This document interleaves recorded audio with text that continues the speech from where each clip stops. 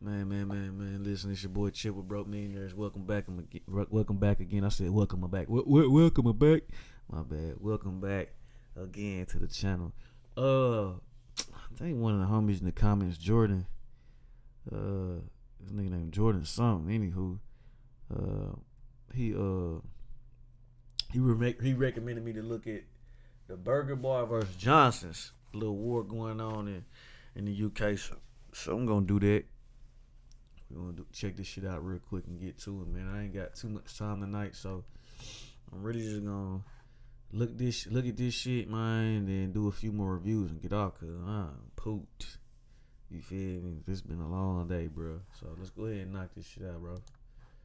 5 in Birmingham, and the police officers slapped a fine notice onto an illegally parked car outside the cafe. When officers tried to arrest the man, he fled inside the cafe, where other people in the cafe started to protect the man and throw objects at the policeman. The violence started getting madder throughout the night, eventually turning into looting and even firebombs, which even resulted in 2 brothers who owned the local post office being burnt to death. This took place in the Handsworth district of Birmingham, where unemployment was rife, and the large majority of the population was either Caribbean or Asian. This riot breeded a Caribbean gang in the district, which was eventually used to protect each other against the highly racist police and white supremacists. The gang were called Inch High, and they started to become quite notorious after 2 members were charged for the double murder of the 2 brothers who were burnt alive in their post office. So as I said before, Inch High was starting to become more notorious after 2 members were charged for the double murder. Members from Inch High started hanging outside a Caribbean restaurant in Birmingham called Johnson's Caribbean Takeaway. They started to call themselves the Johnson Crew, or Johnnies for short. This was in the 90s when the crack and heroin market started booming in Birmingham, and the Johnnies wanted a piece of it. So started running up the drugs market and controlling security at some nightclubs where their drugs would be served, using violent tactics to take over Jamaican yardies who once ran the drugs in the city. But in 1992, tensions between members of the Johnnies were starting to mount after a member called Super D was charged for murdering another member over a female. This caused half of the Johnson Crew to break off from the gang and form their own gang up the road. The locals started to call the break-off gang the Burger Boys, because they would rob stores and go back to the Burger Bar cafe on Soho Road in Handsworth, Birmingham, which was not too far from the Johnson's Caribbean Takeaway, where the original Johnson's members were chill. There were also more tensions due to a number of other reasons, but the problem was the gangs didn't have a specific area where they were from. They just had takeaway spots they chilled at, and more time the opposing gangs would be living right next to each other in the same area, with the majority of them all growing up together and attending the same schools. Then eventually both sides started picking areas which made more sense for them to wreck, mainly just because that's where the majority of the members lived. So the Johnny's crew started claiming 2 areas called Los Hills and Aston, while Burger Bar members started claiming 2 areas called Handsworth and Winston Green, leaving some members who couldn't move house to switch gang depending on the area sometimes. By 1994, the beef was in full swing, and members from both sides started tit-for-tat shootings. The same year in April, a group of Johnson members made their way to a party in Newtown and knocked on the door to the party. A man called Keith Copeland opened the door, and immediately Johnson members shot him in the head with a shotgun. A Johnson's member named Ringo was originally charged for the murder, but was eventually found innocent due to a lack of witnesses and evidence. So the war... Bruh, you know what type of fucking... You get hit in the face with a shotgun? Oh my God. It depends what he loaded that bitch with, you feel me? Double out butt gonna blow some shit clean off, no head. Square gonna just leave you peppered up, for real. You gonna be fucked up, though. Slug is over with. This whole, done. Especially if it's sawed off and the radius is over. Come on, cuz. Stop playing with him. It was starting to heat up in the area, but it was just going to get more hotter. In between Handsworth and Aston, which are 2 opposing areas in this feud, there was another estate called Newtown, which for the most part stayed neutral throughout the war. But this all changed when kids from the Newtown estate and members from the Johnsons were playing football in a park in Newtown. Burger Boys saw this and shot into the crowd of boys playing football, which resulted in Newtown siding with the Johnsons. And Newtown weren't here to play with the Burger Bar crew. A Burger Bar member called Ruben was chasing a Newtown member down the street when 2 Newtown members aged 13 and 15 then clocked onto this. They ran at Ruben and stabbed him over 20 times. The 13-year-old boy served 7 years for the murder and was eventually released. But he hadn't even been out for a year yet when him and 5 other Johnson members ran into a nightclub and shot a bouncer after he attempted to stop them, which the 13-year-old was eventually sentenced to 30 years in prison for. The Johnsons also shot another member of the Burger Bar crew called Bubbler when members surrounded his car and shot him in the head point blank range, killing him. By 1998, the 2 gangs had Talk about walk down gang. Them niggas is not bullshitting. It's one thing to shoot up a nigga house. I think that's some hoe shit. I do not like niggas shooting up houses or riding down the street doing drive-bys.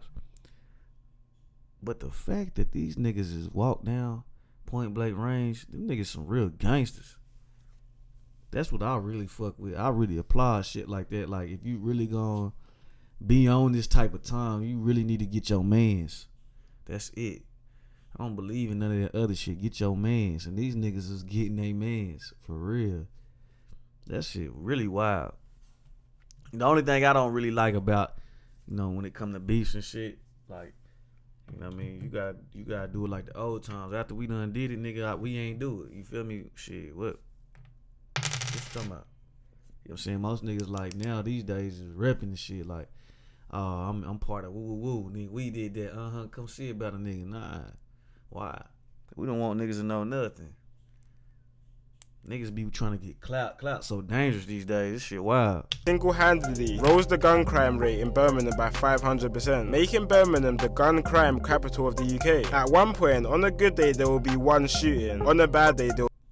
Shh! Don't tell anybody, but all those gurus are wrong. They teach the hardest way to make 10 to 30K per month. They tell you to do drop shipping and real estate, affiliate marketing, Amazon fucking in my video. It'll be around 6, which is crazy for a country where guns are illegal. The Burger Boys retaliated for their member Bubbler being shot in the head. Burger members ran into a Johnson member's apartment called Menace and literally grabbed him and threw him out the window of his 10th floor apartment. A Burger Bar member was heard bragging about it and was arrested but charged. That's what I'm talking about. Bragging about throwing a nigga out the window. Come on, you just do that shit and get the fuck on.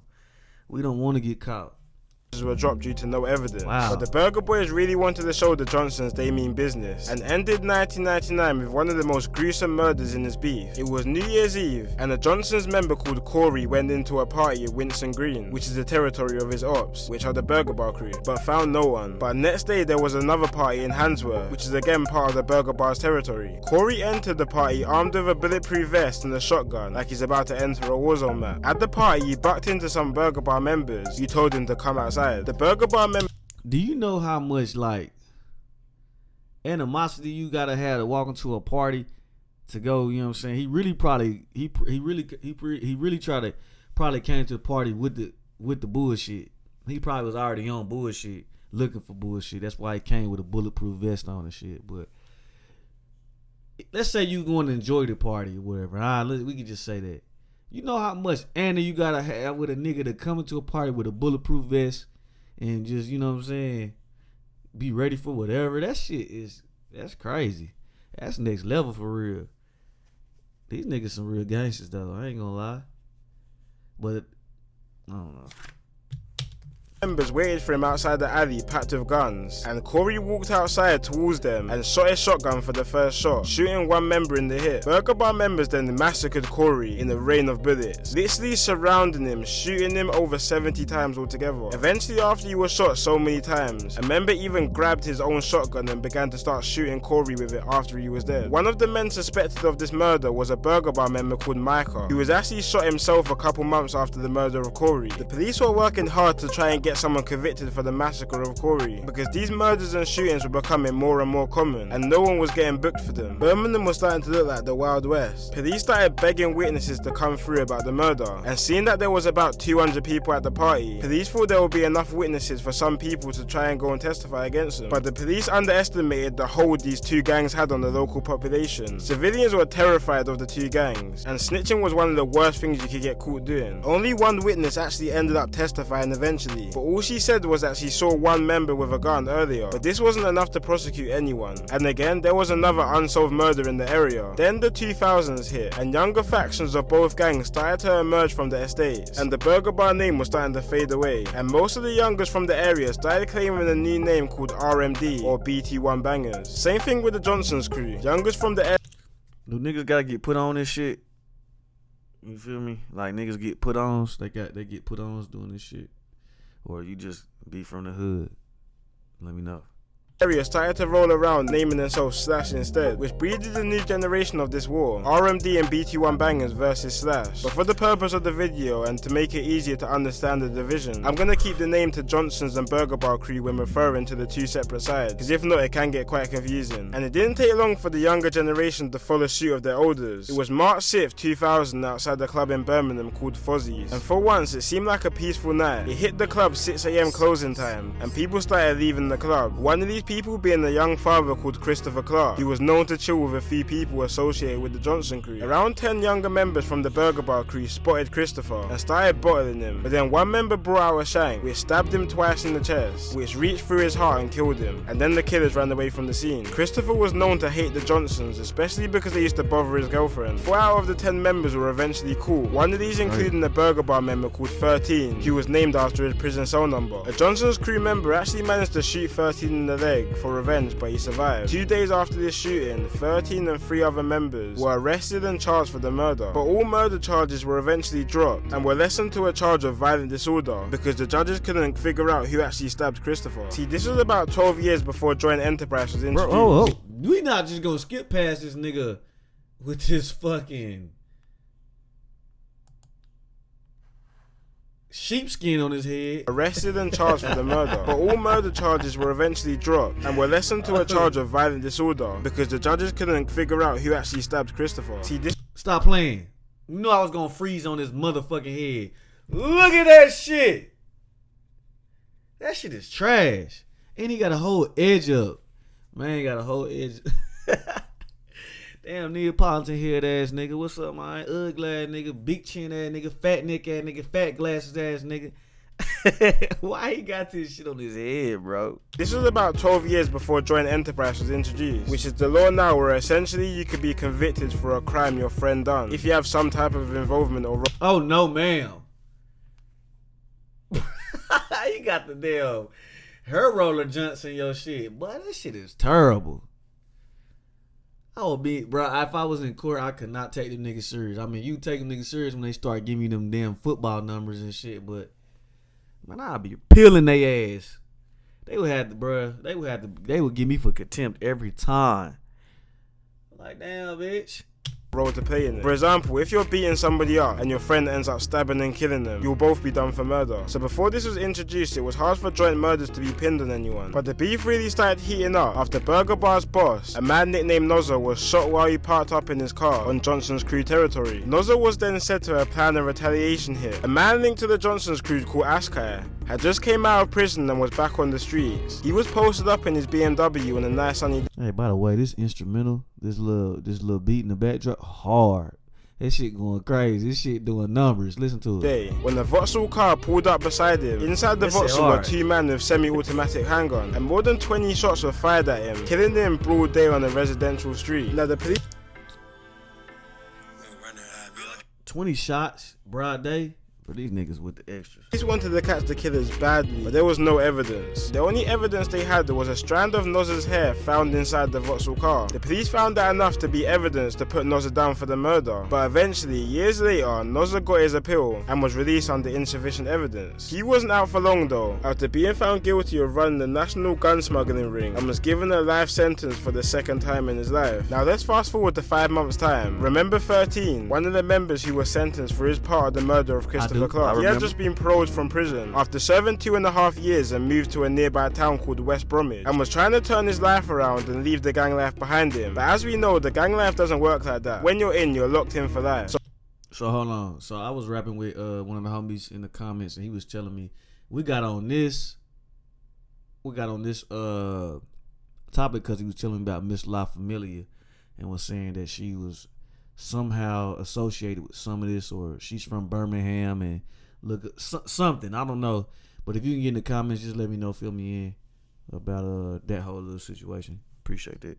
So 13, thinking he's starting a new life in the new town, started to hand out leaflets for a new promotional company he was trying to run. One of these leaflets going to 2 girls who had boyfriends of affiliates of the Johnson's crew. Real quick, one of the girls called their boyfriends and gave the drop on 13, and 2 members pulled up to the drop in a stolen BMW and fired 9 shots into 13, leaving him dead on the scene, which left both of the girls who set him up and the boys who killed him with life sentences. Then New Year's hit, and the Johnsons were throwing a New Year's party. The party started at a nightclub.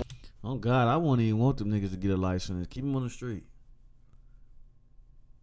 We're gonna have like everything. Keep them on the street, homie. Damn, I got lazy eye. It looked like you was kind of lazy. Keep them niggas on the street for sure. We gonna get some get back. Where Johnson's members were said to be mocking 13's death, which was somehow relayed onto Burger Bar members. The after party was in a cramped hair salon, which had over 150 people partying in there. When I was 19, I almost died. I mean, it's weird to say this out loud, but I suppose I wouldn't really have it any other way. I was admitted to Duke's Hospital in 2007. I was showing symptoms of internal bleeding. Damn. I hate to hear that. Burger Bar got the drop quick and rid there in the red Mondeo with a Mac 10 and a couple handguns. While a group of Johnson members were outside with a bunch of girls, Burger Bar set fire onto the crowd, leaving 47 rounds on the scene. 6 people were shot, including 4 females and 2 males. One member even hopping out the car to get closer to shoot at certain individuals. 2 of these female shots included 2 cousins, Charlene Ellis and Leticia Charlene's. A man called Nathan was the brother of Charlene, and he rang up his half-brother immediately called Marcus after the shooting, because Marcus was a member of the Burger Bars. Once Nathan told Marcus about the shooting, Marcus simply asked if they were dead. Nathan then checked and confirmed while crying that they're both dead. Marcus put down the phone and went on the run, realizing he had just took part of the murder of his own half-sister. 5 members were found guilty for the double murder, with one member nicknamed Dredd eventually acquitted for the trial. But a couple days after Dredd was bailed, he was shot 9 times in his head, back and neck by Johnson. God damn! Excuse me, Jesus. 9 times in the back of the head? You know how much hate you gotta have for a nigga to shoot a nigga 9 times in the back of the head? That's crazy, bro. But like this beef is really like it's the never-ending beef in Brum, for sure. It's beyond repair, cuz like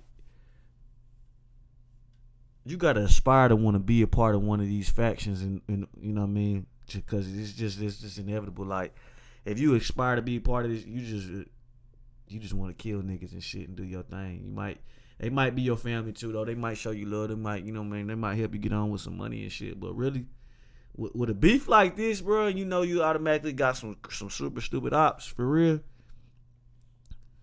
If you a young nigga, I advise you stay out of all this shit, cause it ain't gonna lead to nothing good but shit, dead or in jail, cuz. I'm just keeping a stacked bundle, nigga. For real, like the way this shit the way they unfolding all this little info, bro, it's just like again, it's like even here in the States, like if you part of whatever, some of this shit be smooth, but like really, you know what I mean, it's cancerous, bro. Like it's not gonna do you no good to fuck around with these niggas at all. It's gonna lead you down that rabbit hole of getting fucked off. Let's go. Members but survived. Dredd was actually on another 2 murder charges after this, but both also got dropped before he was eventually convicted and sentenced for his 4th murder charge in 2015 in an internal situation. So at this point there were countless tit-for-tat shootings and murders, which I could talk about for hours. But let's fast forward to 2004 when the Johnson's crew started to hit the booth under their new name Slash. These were in the Channel U days, which was a channel back in the day that used to broadcast all the new UK rap and grime tunes. It was pretty much the Link Up TV and GRM Daily before YouTube came out, and Slash started to get some serious traction on the channel, even collabing with the American group Dipset, which is something impressive to do back then to get recognition and even jump on a track with an American. The group started to rise some controversy as well though, when the member was shot dead in the middle of a music video for a track called Hardball after an internal dispute. And after Burger Bar members started making Is this nigga trying to see Walt? Bro, this shit disrespectful, nigga. Get your ass on somewhere. Look at this nigga, bro. I would have fat his ass up. Shot dead in the middle of a music video for a track called Hardball after an internal dispute. And after Burger Bar members started making diss tracks back to the Slash crew, it was starting to become clear from the outside that Slash wasn't any normal music group. While this was all happening, there was more issues brewing up in the town. A 14-year-old black girl was caught stealing in the Asian hair shop and was supposedly dragged to the back of the shop and sexually assaulted by several Asian men. This took place in Newtown, which was an area. It's going down, cuz. On me. It's over with. What? Stop playing. Man, it's gonna take everybody to get me off their ass. If that was one of my siblings, cause I got 5 sisters, cousins, whatever, auntie, man, it's gonna take everybody and their mama to get me off them niggas for real. I'm applying super pressure, nigga. She stealing and y'all go. It's over with. area affiliated with the Johnsons. So they rioted, burnt down and smashed up Asian shops around the town, which caused massive brawls between black and Asian people, resulting in one black guy called Isaiah Young Sam being stabbed to death by several Asians. In one day of rioting, there was one murder, countless shootings and 35 people seriously wounded. The riots ended up lasting another 2 days, when Newtown gangs were starting to shoot at Asian gangs in an attempt to get revenge for Isaiah. In one occasion, armed police were searching for a gang that was spotted shooting at a group of Asians. The group ran off while helicopters were searching for them. While running, an 18-year-old called Aaron accidentally pushed over his friend called Dwayne while they were scattering away from police. The fall ended up with Dwayne accidentally discharging his handgun, shooting his friend Aaron in the head, killing him instantly. This ignited a whole different feud in the area between Johnson's gangs, which were predominantly Caribbean, against Asian gangs. But for a bit of time, it was mainly just tensions between the both races and some rare little spouts of violence. Until the 13th of October 2006, when 2 black gang members from Newtown stabbed 2 Asian gang members. This was the same day of a man called Blanks' 20th birthday, who was also a Johnson's affiliated gang member. And without Blanks having any prior knowledge of the previous attack one of his members done in an Asian dad. I got a question.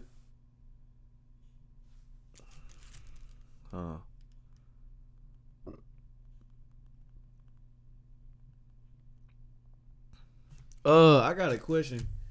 How many murders do y'all normally like have on average?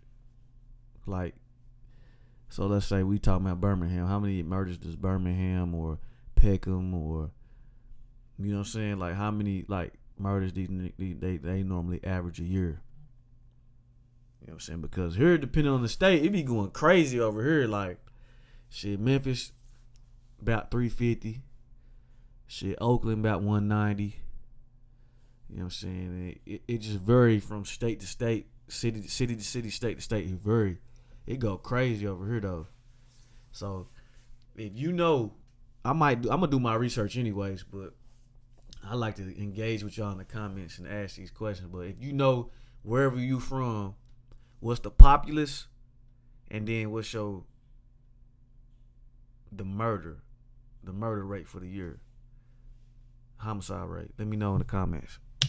He was shot in the chest and killed on his birthday. This murder was followed up by countless shootings, with 2 Asian men even being shot in the face 3 days later. And later on in the month, a well-known Asian gang leader was shot to death inside his shop when 2 men walked into his shop and shot him twice in the head with a shotgun. Now let's fast forward to one of the biggest moments in UK history in recent years. Summer of 2011, when a man called Mark Duggan was shot and killed by police in London. The whole country rioted. And if you was around these times, you would know the whole country was in anarchy, including Birmingham. In one occasion, a group of men lured police towards a pub after firebombing it, and then began shooting at the police once they arrived, which 6 men were sentenced for 12 to 30 year stretches for. And What? Y'all niggas be doing that shit over there?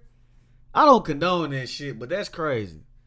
Y'all niggas some riders over there, cause over here that shit is not happening. Y'all niggas some riders. That's wild, boy. A lot of older members got sentences for their roles they played in the riots, which made it quite a weird time once the riots were done, and made the older gangs, which were Johnson and Burger Bar affiliated, more relevant. And around these times, the new generation was starting to grow up. They didn't have much ties towards the old feuds that were going on, starting a new feud, with members from the Handsworth, Winston Green and Hockside calling themselves AR or Armed Response, and members from Newtown calling themselves GMG or Get Money Gang. By the mid-2010s, both gangs had brought gun violence back to Birmingham, with over 20 reported shootings between both of them within a fortnight. And not too long after the big spout of shootings, a song dropped on YouTube called M to the N from a member of the AR side called Lynch, referencing real moments like when a 16-year-old got shot in the back at a barbecue. When police found this video, they started investigating Lynch heavily, especially after a bullet was found under his car after a shooting was linked to him. And he looked even more suspicious after him and another member was arrested in September after their car was stopped and searched, and balaclavas, gloves and stab vests were found inside the car. After months of investigating, police managed to link Lynch to 6 shootings and found drugs, ammunition and a gun stashed in his house, slapping him with a 27-year sentence. Lynch really put drill music on the radar in Birmingham though, because after Lynch was arrested, his rivals GMG started dropping drill tunes laced with disses towards the AR gang, which started to intensify the rivalry and increase the shootings in the area. So police launched, which was at the time the biggest gang injunction in the UK on both of the gangs. This injunction banned 18 members from GMG and AR from Birmingham, Birmingham, despite them living and growing up in the city. And if they were caught in Birmingham, they'd be facing an instant 2-year sentence. This injunction also banned members from making drill music, which they believed to be one of the sources intensifying the beat. And if you look on YouTube, you'll find most songs from both sides are re-uploads, because the originals got removed from YouTube as part of the injunction. But this gang injunction wasn't stopping anything on the street, so the police started getting more hands-on, sending out undercover officers to survey areas of high gang activity. In one occasion, undies were patrolling the block of the AR gang when 2 members from the AR gang fired 2 shots into the undies car, thinking it was the rival gang GMG lurking on their block, which makes sense why they thought that, because the beef in the area was as tense as ever. Not too long after this situation, GMG members were out looking for AR members in Winston Green. They were in a Ford Cougar, packed with members, and started shooting at a group outside the takeaway they thought were AR members. They didn't end up hitting anyone, so they were out looking for more members, when they found an AR member called K Rizzy's Mercedes parked outside his dad's house. So the GMG members let out fire onto his car, hitting K Rizzy's innocent passenger who was sitting inside the car. See, K Rizzy wasn't even in the car at the time. He was inside his... See, the thing about these niggas over here, which we be on this shit here too, in the States, is niggas be doing some reckless shit and be hitting innocent bystanders. I cannot get down with that shit. You know what I'm saying? I just can't wrap my mind around it. But, like I told you in another video that it'll drop after this, is like, again, bro, if you willing to take violence to a level where most niggas ain't willing to go, you probably gonna win 9 times out of 10. Or you just gonna escalate the beef to something else to where niggas gonna end up either matching you, or you gonna have to just cut the head off the snake. Now I say all that to say, like, niggas here do that shit. It be dumb as fuck. It be reckless. But niggas do, you feel me? Niggas do really be on that type of time. I just don't agree with this shit. These niggas over here in the UK violent as hell, cause they don't give a fuck. It be 10 deep. Now you ain't never really just gonna catch niggas around here 10 deep running around the city with fucking machetes, fucking downtown stabbing a nigga up and scatter like roaches when the lights come on. Like, it's more or less, you go around here, you might get cut off some fluke shit, but niggas really shooting shit out here. Like, broad daylight, whatever, like drive-bys, shooting up houses, or walk down, and niggas do be on that shit, but it's just like, I don't know, it's just a different level. Like, I ain't saying y'all more bona fide. With that cutting shit, y'all niggas, y'all on a different level with that cutting shit, nigga. I ain't bullshitting with them knives and shit. That shit real personal too when you up close with it. And you gotta feel it, shit go in, and you know, all that. That's real personal. Now I can say niggas probably be getting down like that out here in the penitentiary and like jail and shit. Niggas be getting poked up, but really, niggas out here, niggas sparking shit out here, and it at a high level. You know what I'm saying? So it's really just different cultures and, you know, different rules and laws, because y'all niggas can't really just have guns. Y'all do have them, but y'all can't really just have them like that out here. But niggas be on reckless shit, bruh. Like, y'all niggas just on different type of shit. I'm really interested on y'all homicide rate though in like certain parts. His dad's house while his friend was sitting outside his. So when he came back and heard the news of his friend getting shot, he lost his head. The next day, K Rizzy and another AR member called Dazza were looking for revenge on GMG's block with a Mac 11. They found father of 4 Skelly outside a set of shops and let fire into him, killing him instantly. And both were eventually sentenced to life for this murder. That's another thing, my bad, y'all. Bro, if you gonna do shit, you need to do shit by yourself, because all I'm seeing, I'm pretty sure a lot of niggas on here,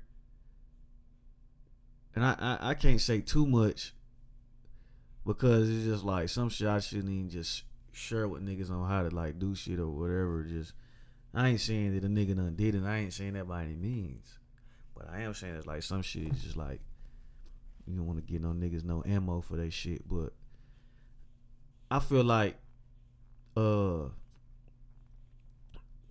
like we all know, you should do a lot of this shit by yourself, because what's a recurring pattern in here?